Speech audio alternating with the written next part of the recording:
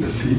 Donc, cette association gère principalement 2 établissements. Un établissement MCO de 135 lits avec un service d'urgence, une maternité, et un EHPAD de 80 places qui était historiquement l'hôpital d'origine de l'association. Aujourd'hui, je vais vous présenter donc un retour d'expérience sur la digitalisation du parcours téléphonique du patient et son intégration au SIH. Alors, c'est un système qu'on a démarré il y a assez longtemps. Et donc, je vais vous présenter en 3 étapes. La première étape qu'on a réalisée il y a un peu plus de 10 ans sur un problème de gestion des communications et des appels liés aux consultations. La deuxième étape, c'est que ça répondait bien à la demande. On a étendu le système à l'ensemble de l'établissement.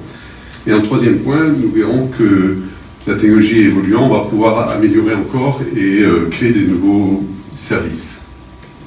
Alors, notre problématique, et c'est une problématique assez classique dans les établissements, c'est de gérer les appels liés au secrétariat des spécialistes.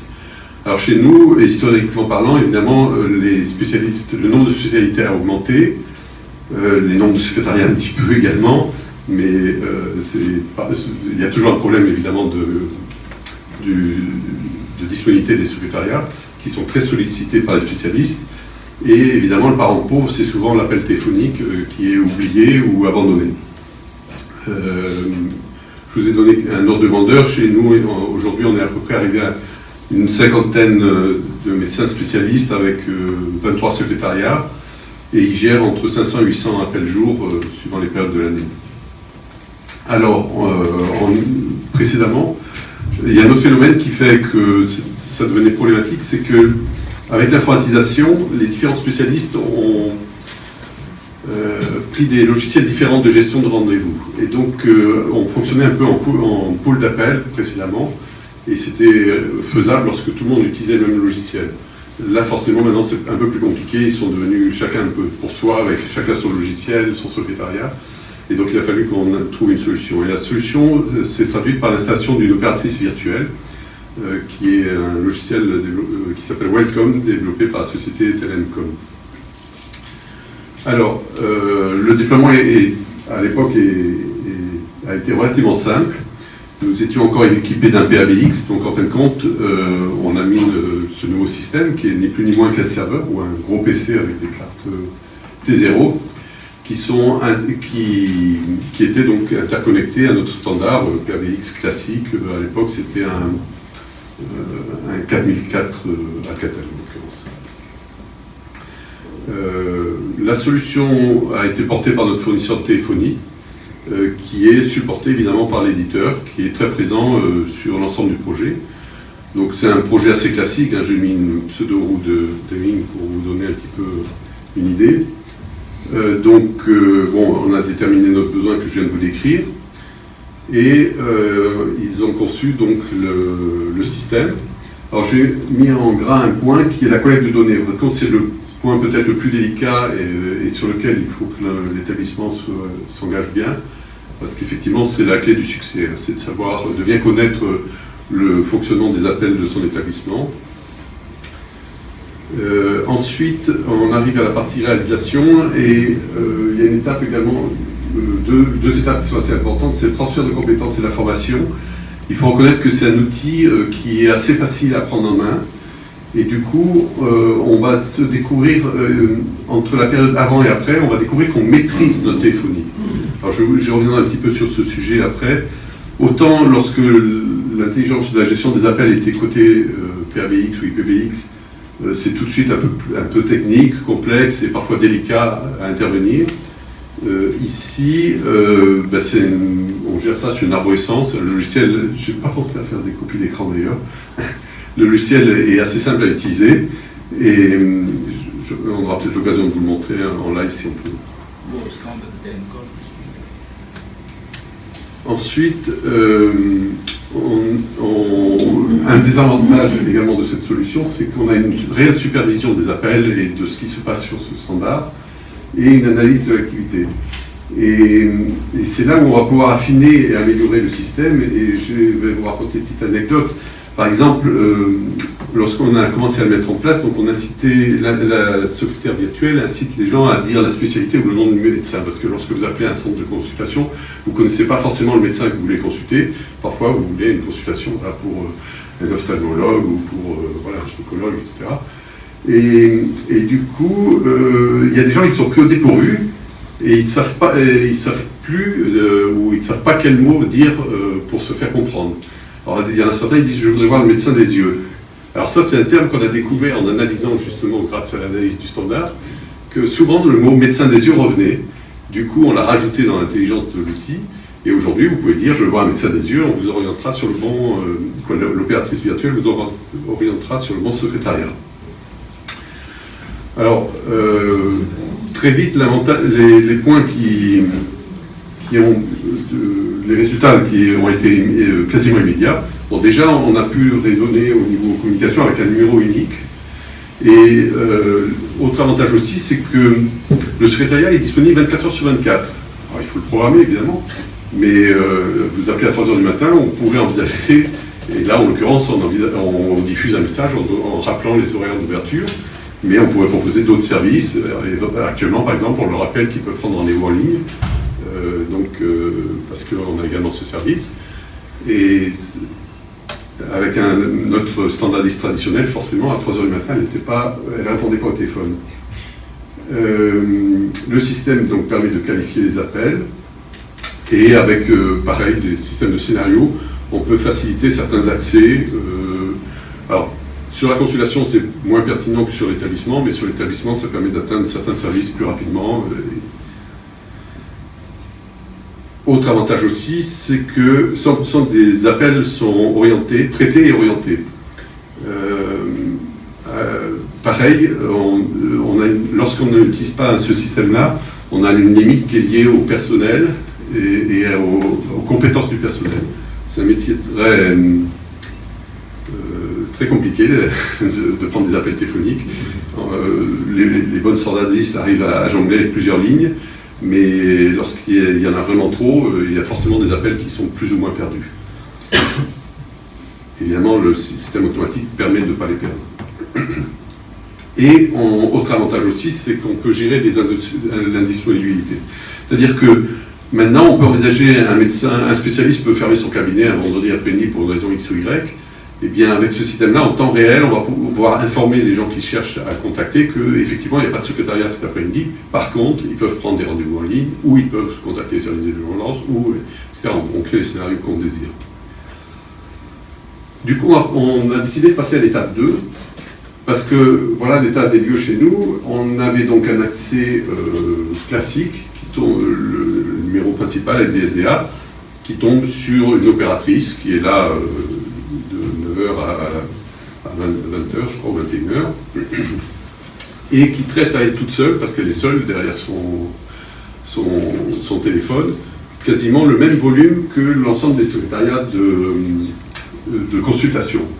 Ensuite, on avait notre nouveau système avec notre opératrice virtuelle, que je viens de vous décrire. Et enfin, on avait également des SDA tournantes pour gérer les appels des patients en chambre. Donc on s'est dit que ce serait bien d'essayer d'améliorer ce schéma, et donc d'installer notre opératrice virtuelle sur l'ensemble des services, c'est-à-dire l'établissement pour contacter les services ou des personnes, les consultations, ça on l'avait déjà fait, et enfin les patients. Alors, là je me répète un peu, je suis désolé, je viens de vous passer ces infos. Du coup, on a fait évoluer le système. Entre-temps, on avait un petit peu changé de technologie, c'est-à-dire on est passé sur un IPv6. Le déploiement a été relativement simple, encore une fois, on s'appuie toujours sur notre fournisseur de téléphonie. Cette fois-ci, notre opératrice virtuelle, on a mis à disposition à Telencom une VM. Comme on avait déjà l'opératrice virtuelle, ils l'ont migré sur la VM. On a évidemment augmenté les capacités pour pouvoir traiter les appels de l'établissement en plus de ceux des consultations. Et on a, au lieu d'avoir des liaisons T0 classiques, on est maintenant en mode SIP avec notre IPv6. Et puis on a rajouté un nouveau connecteur entre notre SIH et Welcome. Donc ce connecteur est assez simple, c'est un connecteur de démographie qui permet à Welcome de connaître où se trouvent les patients à un moment donné dans notre établissement. Donc le résultat permet d'avoir... Excusez-moi, c'est la diapo suivante. Le résultat donc, nous permet d'avoir, avec un numéro unique, accès à l'ensemble des services de l'établissement. Donc on peut appeler un service, on peut appeler une personne, on peut prendre un rendez-vous, un spécialiste, et enfin contacter un patient si on le désire. Alors pareil, c'est un service qui est assuré 7 jours sur 7, 24. Alors je vais aller assez rapidement sur le résumé parce que je viens de vous en parler et je suis déjà un petit peu en retard dans la présentation. Je m'arrête 30 secondes sur l'annuaire vocal interne. Ça aussi, ça permet de bien libérer notre standardiste. On peut s'appuyer dessus également pour appeler un collègue, tout simplement, parce qu'on ne connaît pas tous les numéros par cœur, et c'est très pratique. Bon, les avantages immédiats sont, j'en ai isolé 4, donc ça permet d'améliorer l'accueil téléphonique, parce qu'effectivement, il y a des horaires dans la journée où même si on a mis beaucoup de ressources, il y a toujours des boulots d'étranglement. Il y a une notion de coût qui n'est pas négligeable, ne serait-ce que sur les SDA, c'est souvent l'exemple qu'on prend, mais c'est vrai qu'on arrive à gérer des nombres considérables de SDA dans nos établissements, et ce n'est pas forcément pertinent. Ce système-là les remplace de façon beaucoup plus confortable, et surtout, c'est beaucoup plus facile à gérer à notre niveau. Forcément, ça donne une image un peu plus high-tech de l'établissement. Et cette nouvelle technologie, alors, M. Liu vous en parlera plus longuement, est de plus en plus opérationnelle et s'améliore en permanence. Et c'est pour ça que je voudrais arriver au point numéro 3 pour vous dire ce qu'on voudrait faire plus tard. C'est-à-dire que, forcément, aujourd'hui, le système il oriente très bien tous mes appels, mais le problème, c'est qu'une fois que j'ai détecté que le patient veut parler au secrétariat de gynécologie, je vais l'envoyer, j'envoie l'appel sur le secrétariat de gynécologie et c'est l'IPBX qui va gérer l'appel. Et l'IPBX, forcément, il a une intelligence qui est un peu plus rustique, même s'il y a des notions de débordement, de cycle de sonnerie, de choses comme ça. Il y a quand même moins d'intelligence et surtout, lorsqu'on veut la faire évoluer, c'est toujours un peu plus complexe. Du coup, on peut, avec cet outil-là, optimiser les ressources côté Welcome, côté Télécom Santé. Et du coup, ça permet de faire des choses, par exemple, l'inversion de l'attente, ou proposer des nouveaux services. D'ailleurs, je crois que j'en ai cité un après, qui est la prise de rendez-vous automatique. C'est-à-dire, on peut programmer le système en disant, voilà, si au bout de X sonneries, l'appel n'a toujours pas été pris, on va diffuser un premier message. Par exemple, on peut diffuser un premier message en demandant au patient, mais en l'occurrence, il appelle par exemple un secrétariat de spécialistes, est-ce que vous voulez prendre un rendez-vous avec ce spécialiste? Et si le patient répond oui, l'opératrice virtuelle va être capable de lui prendre rendez-vous. À ce moment-là, il y a une interconnexion évidemment avec l'agenda du spécialiste en question. Il va lui proposer la prochaine date disponible, le patient va accepter ou pas, on va lui proposer une autre date, etc. Il va valider le rendez-vous avec un rappel, etc. Bon, après, c'est le même principe que sur Internet, sauf que c'est vocal et ça permet de répondre. C'est souvent les gens qui prennent pas rendez-vous Internet, qui cherchent à contacter par téléphone, c'est parce qu'ils préfèrent le faire de façon vocale. Et ensuite, on peut également inverser l'appel, c'est-à-dire on peut estimer que lorsqu'on voit qu'il y a des horaires où c'est un peu saturé, on va demander au patient si, plutôt que d'attendre pour longuement, s'il ne veut pas qu'on le rappelle. Et à ce moment-là, le système organise un rappel. Donc voilà 2 exemples. Je pense que c'est des options qu'on va prochainement ajouter à notre système, vu qu'il faudra juste activer quelques licences de plus et les installer. Je vais laisser la place à M. Liu qui va vous donner plein de nouvelles sur les nouvelles fonctionnalités. Merci. Voilà, je vais prendre le relais. Juste un mot, je pense que vous avez deviné la technologie sous-jacente. Hein. On utilise les technologies qu'on utilise tous les jours dans le smartphone, dans le Home Assistant. C'est la reconnaissance et la synthèse vocale qui permet de, en langage naturel, comprendre, converser avec les amis. Donc comment c'est là. Voilà, Monsieur Pipark a cité donc, le cas de son établissement. En fait, avant de vous parler des usages qu'on a synthétisés dans les 250 hôpitaux clients à Télécom, je voudrais donc juste un slide vous parler des 4 modules fonctionnels. Donc, en fait, ce qu'il utilise donc dans son établissement, principalement, c'est le module accueil vocal, celui qui permet de donc gérer les appels entrants pour les orienter vers le bon service, pour se synchroniser avec le SIH, pour savoir quel malade est dans telle chambre, à quel numéro. Donc ensuite, il a parlé de ce module-là. Chez nous, ça s'appelle Welcome Centre Contact. C'est tout simplement la suite du premier module. Ça permet de gérer les attentes aux secrétariats médicaux. Donc faire patienter, distribuer les appels à la bonne ressource, et aussi, fonction assez originale chez nous, effectivement on propose l'attente inversée. C'est-à-dire le patient appelant, il fait toujours sa queue dans la file, mais il peut raccrocher, faire ce qu'il voudrait faire, et le système, quand c'est son tour, le rappelle pour le mettre en relation. Le troisième module qu'il a cité dans son cas, dans le projet, chez nous on appelle le secrétariat virtuel. Donc c'est un automate qui effectivement se synchronise avec les agendas des médecins et propose des rendez-vous aux appelants, avec des scénarios assez, quelques scénarios types, genre voulez-vous votre rendez-vous au plus tôt, vous voulez un jour particulier, vous avez un créneau, donc en fonction de ça, on navigue dans l'agenda du spécialiste et on lui propose des créneaux.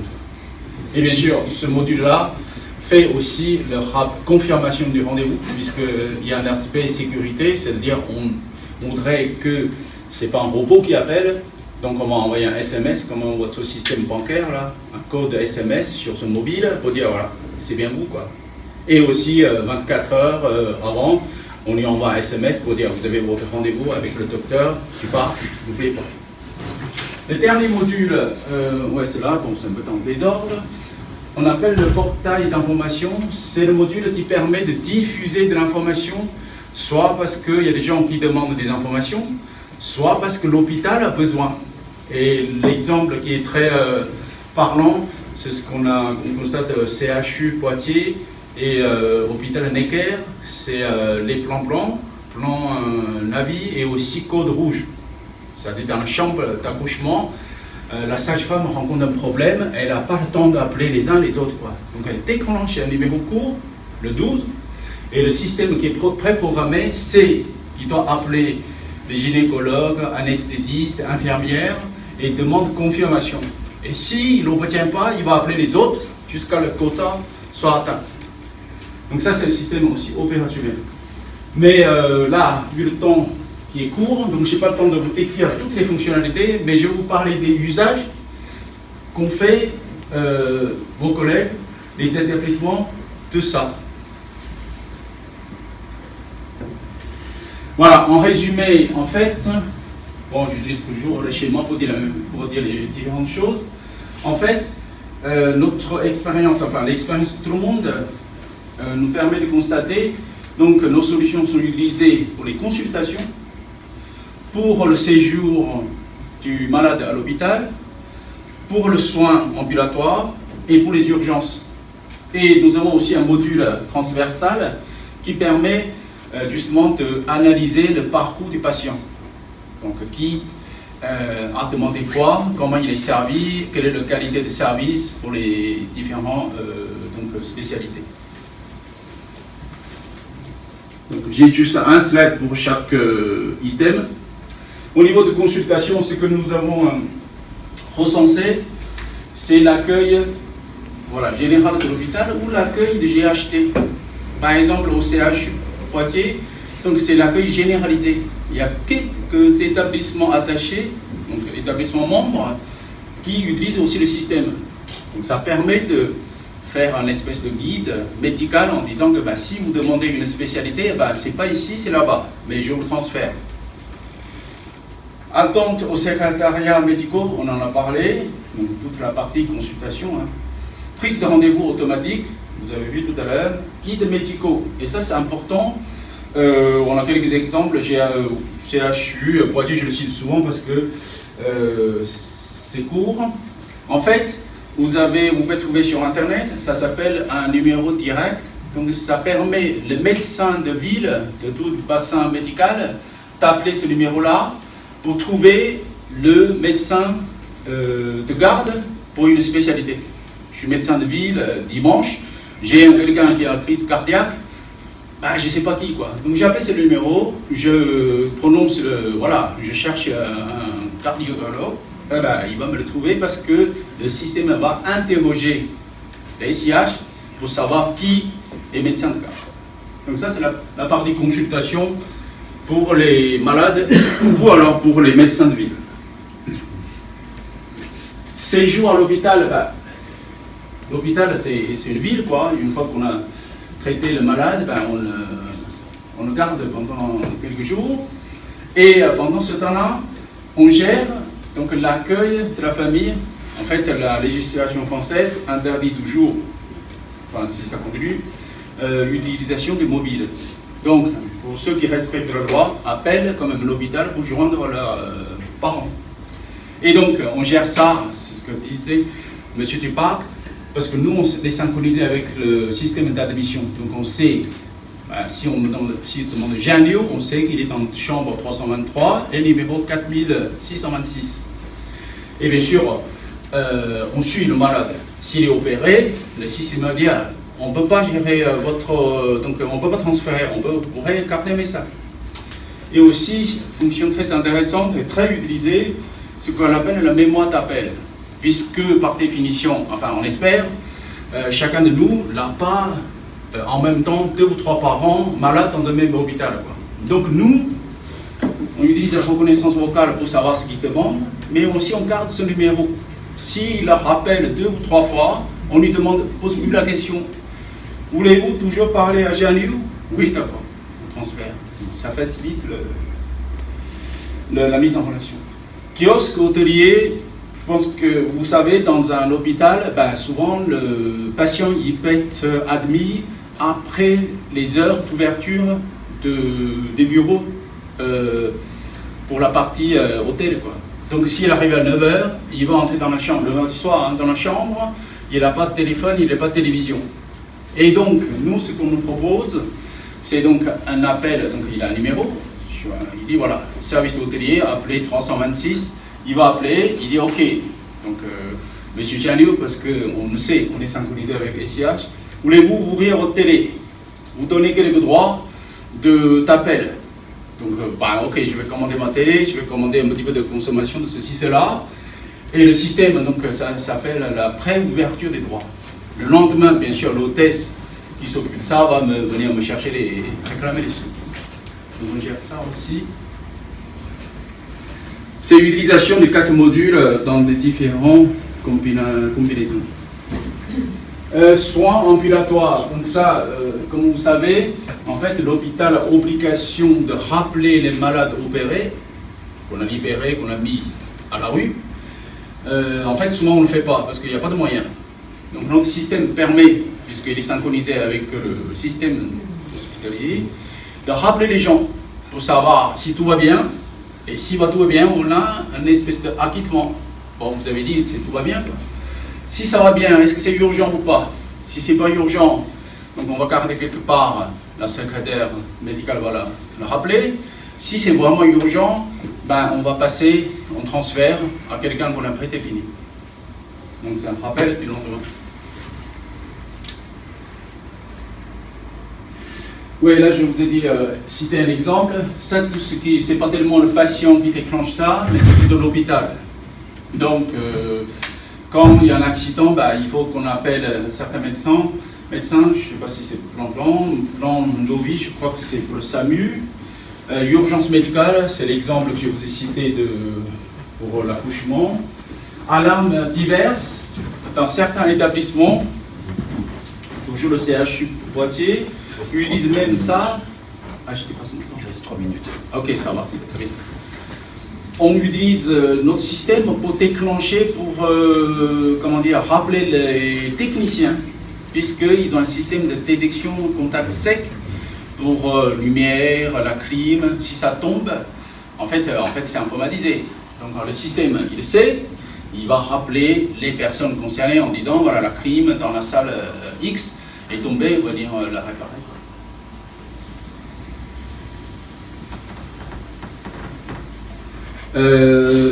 Voilà. Nous avons un module qu'on appelle Well Analytics. Il est conçu comme un Google Analytics. Je ne sais pas si vous utilisez ça. Ça permet de, en fait, tracer le parcours de chacun des appels et l'ensemble des appels. Donc, ça permet de faire des statistiques assez fines. Donc, ça, voilà. En fait, ça permet pour l'exploitant de gérer les ressources. Par exemple, pour les secrétariats médicaux, comme ça, avec le système, je sais où est-ce qu'il y a beaucoup de demandes et je peux éventuellement déplacer des personnes. Et aussi, ça gère appel par appel en cas de réclamation. On sait isoler l'appel. Là, j'ai pas le temps, j'ai une histoire vachement. On a sauvé la vie de quelqu'un grâce à ça. Parce que le directeur de l'hôpital, enfin la secrétaire dit, monsieur, j'ai une urgence, là, quelqu'un a appelé l'hôpital, il veut se suicider. Il dit, ben, vous avez gardé quelque chose? Non. Le directeur, il a eu l'intelligence de dire, ok, je descends. Il a consulté notre truc, il dit, grosso modo, quelle heure? Oui, 8h45. Ok, c'est cette voie-là? Oui, on a trouvé ce numéro, on a envoyé le SAMU chez lui. Bon, ferme la parenthèse, je ne sais pas si c'est à nous de faire ça. Ouais, 3 minutes. Je vais passer très rapidement un petit peu notre présence. Donc, Telecom a 20 ans d'existence. On a environ 250 clients dans le monde de la santé en 3 tiers. Un tiers des établissements publics, un tiers des hôpitaux privés à but non lucratif, genre hôpital américain, hôpital Foch, et aussi un tiers des cliniques privées. On est présent aux 2 catalogues, UniHA, RESA, donc UniHA V, TOIP 4 et RESA 2018-2019.